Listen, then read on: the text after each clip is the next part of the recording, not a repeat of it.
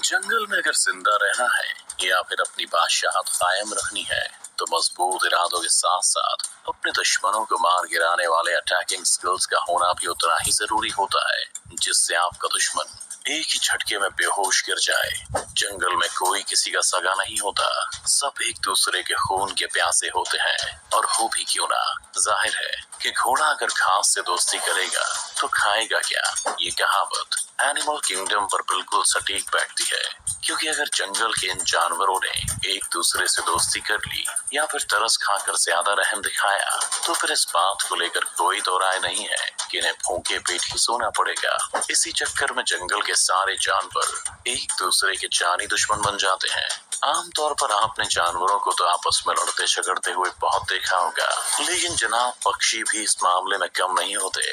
आज की इस वीडियो में हम आपके लिए पक्षियों के कुछ ऐसे ही हैरत अंगेज हमले लेकर आए हैं जिन्हें देखकर आपके होश उड़ जाएंगे। तो चलिए शुरू करते हैं। ईगल अटैक्स बेबी गोट।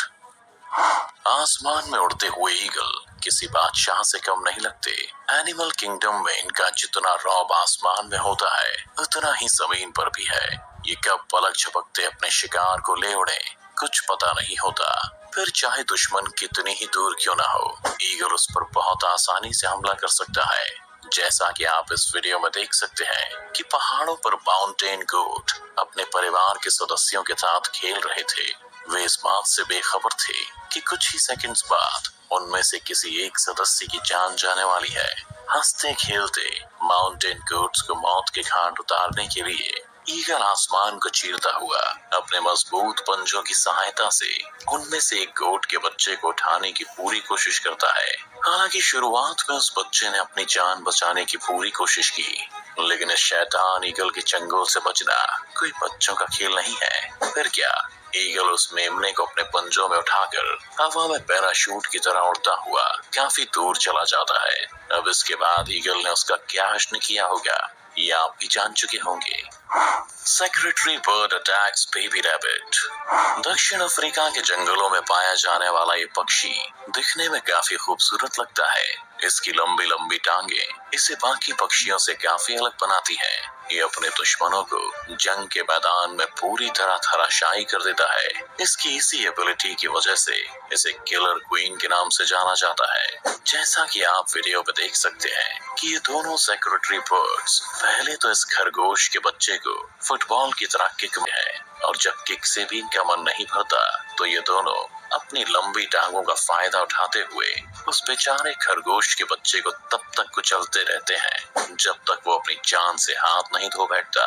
तो दोस्तों, देखा आपने कि खूबसूरत दिखने वाले ये सेक्रेटरी बर्ड्स अगर अपने पर आए तो कितनी बेरहम साबित हो सकती हैं। Ostrich attacks hyena. अब हम जिस पक्षी की बात करने जा रहे हैं उसे दुनिया का सबसे बड़ा पक्षी भी कहा जाता है। जी हाँ, सही गेस किया आपने, हम यहाँ शुतुरमुर्ग की ही बात कर रहे हैं। अगर आप भी कभी शुतुरमुर्ग को दौड़ते हुए देखें तो आपको ऐसा लगेगा कि जैसे कोई हट्टा कट्टा जवान ओलंपिक की रेस दौड़ रहा हो। इस पक्षी की यही स्पीड दूसरे जानवरों को इसके आगे घुटने टेकने पर मजबूर कर देती है। यकीन नहीं होता तो इस वीडियो को देख लीजिए, जहां एक हाइना अपनी टीम के साथ शुतुरमुर्ग के बच्चों का कीमा बनाने की योजना बना रहा था।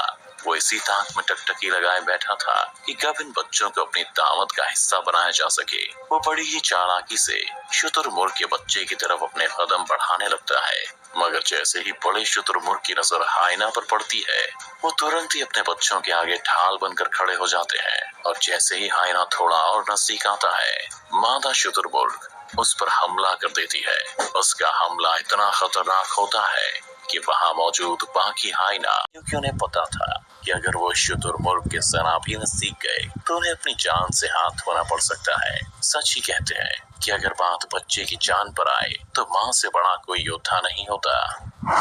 Saddle build Stork attack snake.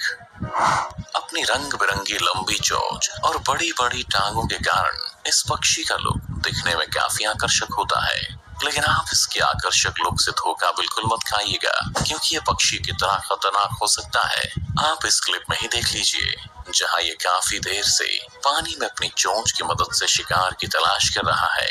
कुछ देर तक मेहनत करने के बाद उसके हाथ एक सांप आता है, जिसे वो तुरंत ही अपनी चोंच में फंसाकर पानी से बाहर निकाल लेता है। मगर बार बार वो सांप उसकी पकड़ से छूटकर नीचे गिर जाता है। इन सब के बावजूद भी ये पक्षी हार मानने को तैयार नहीं होता है और उस सांप को